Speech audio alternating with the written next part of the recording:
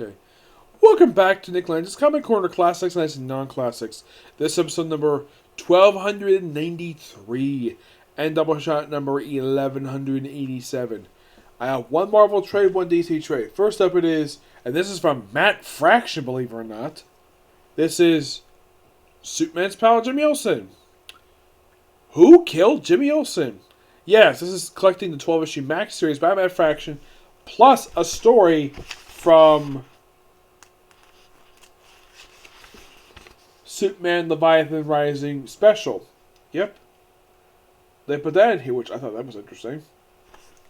Now, this whole series is done by Matt Fraction, which, by the way, this is actually his first major work he ever did for a major company since 2015. No joke. That is seriously true when this book came out. I think it came out, what was it, like 2019, I think this book came out? Yeah, 2019. So, it had been 4 years since basically he had did a major work for a major company like Marvel or DC. Because what the heck he been doing since he left basically Marvel? He worked on Sex Criminals with Chip Zdarsky. Best series all the guy did for the last several years. So what's served for this one? Well, the Leviathan Strikes one shot has it where Jimmy Olsen wakes up getting drunk with a woman, a very beautiful woman, where apparently they got married while they were drunk in Gorilla City, though their marriage is intact in almost the entire series. And of this whole series, we get to learn like a little bit about Jimmy himself. Like in the case of Lois Lane series, Superman and Batman do show up in the series, but even they know this is not their series. This is all Jimmy's series. Unlike Greg Rucka, who actually has history writing Superman and of course Lois, Matt Fraction doesn't, from what I can tell. I don't think this is probably I think it's probably maybe his only DC work I think if he ever did. Because when I think of Matt Fraction, what usually you think of? You think of Fear Itself, Hawkeye, his Fantastic Four run. Let's see, you have... Oh yeah, you also have the Immortal Iron Fist series. But not much for DC. I can't think of anything prior to this that he ever did. If anybody listened to what series before he did this one for DC, please leave the comments below because I don't really remember anything he did for DC. The artwork in here is done by Steve Lieber, who's actually a pretty good artist. Now, this series, aside from the plot, which I'll reveal in a minute, it's mostly, in a way, a homage to Silver Age Jimmy Olsen. Not the modern day Jimmy Olsen. Oh no, Silver Age Jimmy Olsen. Why? Because there's actually a Porcupine Man in here, because that was one point he did turn into that. There's also a Lasted Lad. Yeah, it's basically anything related to Jimmy Olsen basically hops up in here. Now, throughout this series, someone's trying to kill Jimmy Olsen. Who was trying to kill Jimmy Olsen? Well, they don't reveal that into the final issue. Who tries to kill him? His own brother, which... You're probably thinking, Nick, isn't Jimmy Olsen an old child? No, he isn't. He has a brother and sister. He has a brother named Julian, who the guy spends money like he's going out of style, and his sister, Jane, who is a screenwriter. Well, basically, she writes plays. Screenwriter. Interesting. Jimmy Olsen still works Daily Bugle. And yes, he dresses like this the whole miniseries. Well, limited series, mind you. Mm-hmm. And why in the world is his brother trying to kill him? For his money. Yep. Also, through this limited series that, in fact, by the final issue, it was revealed that Jimmy Olsen is related to Lex Luthor. How? Because apparently there was an Olsen and a Luthor who had a, let's just say, a very illegal affair, a forbidden affair behind the scenes. And apparently the Olsens and Luthors have hated each other for about a couple hundred years. They've hated each other for decades. Why? Because land. Yep, that's the reason why. Land. Also, Perry White is up in here. Lois is here as well. Now, and here's something interesting though. He works with a Star Lab scientist, though he later figures out that the woman he apparently married off screen at the start of the series is actually his daughter. Which he was like, what? You two got married? And you didn't tell me? But by the end of it, he does divorce her. He does basically annul the marriage, despite the fact they did, in fact, have sex. So it's like, it'd be a wonderful wife. And he's like, I'll be a wonderful ex-wife too. I wouldn't be surprised if he actually remarried her in another book. Though they do later reveal that he actually bought the Daily Planet, but from the Lenz, I think her name is, the woman who actually bought the Daily Planet in the Bendis run. And then basically at the end of Bendis run, it was revealed that Jimmy Olsen bought it, using his half of Lex Luthor's fortune. Yes, because Lex and Jimmy Olsen are cousins. Yes, they revealed this in the final issue, that Jimmy Olsen has access to 50% of the Luthor fortune. And he can do whatever he wants with it. And Lex can't tell him anything he can or...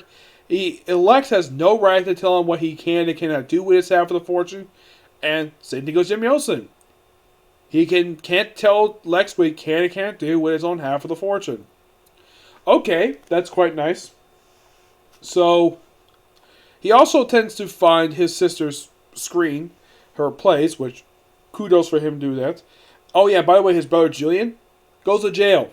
Yep, goes to jail over the attempted murder. Also, he has spent all of the family fortune on his stupid endeavors. I'm like, what the heck would you spend your money for? On various different things like that. Yep. But this is a fun series. Great homage to Silver Age Jimmy Olsen. And if you're a fan of this style of stuff, I do recommend this. Unlike in the case of Lois Lane, where it's very serious and told in the style basically some people like. And this is basically like goofy Silver Age stuff, which I like this stuff. I think this stuff is pretty fun, and it fits Jimmy Olsen. It probably wouldn't fit Lois Lane nowadays. Nope. Alright, next up it is Spider-Man Noir, Twilight and Bablyon. Yeah, this is basically collecting the second volume of Spider-Man Noir, which this time it's a 5-issue series instead of 4 issues, which that's interesting. This is technically the third Spider-Man Noir series. Yep, because your Eyes Without Face was technically, you can consider that to be second one. This could be the third. Now, in this particular series, we get introduced a Noir version of Electro. Yes, Electro. And basically, we also see that Mary Jane appears a little more in this series than she did previously. Yes, and Peter, I don't know if he works for the Bugle anymore in this continuity. Nope.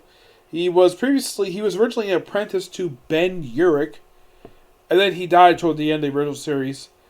And he apparently was still kind of dating Felicia Hardy, but it's not exactly delved with here. This is more like a globetrotting event. Globetrotting series. Also mentioned McCran Crystal, which that was something that was brought up in the X-Men Noir miniseries. Which, okay, that's quite interesting. They referenced that. And you just have it basically to Egypt, basically with Nazis, which basically is kind of like, what if Spider-Man Noir acted like Indiana Jones, which I thought that was so fun about the series. The series is by Margaret Shue, who's a woman. Yes, a woman writing Spider-Man Noir. The original miniseries done by David Hayne. And the artwork in here is done by, Julian Ferrer. Oh, if you're curious and want to collect the original series, there's a complete collection out, even though I've already read the first 2 miniseries already. And the one-shot, which basically led to Spider-Verse. This comes right after the events of Spider-Verse Volume 3. Yeah, which is a sponsor of that, which I have not reviewed Spider-Verse Volume 3 yet. But this series is just so good. If you're a fan of pulp, science fiction, like anything from this time period, I would highly check it out because this basic book is a good homage to that. And of course, in the same time period too, say 1989. And if you're very curious, okay, what Noir version of a classic Spider-Man character shows up in this series? Electro. And also, he ends up fighting all the villains who died in the first 2 volumes in a tomb, which I thought that was so cool. Yep.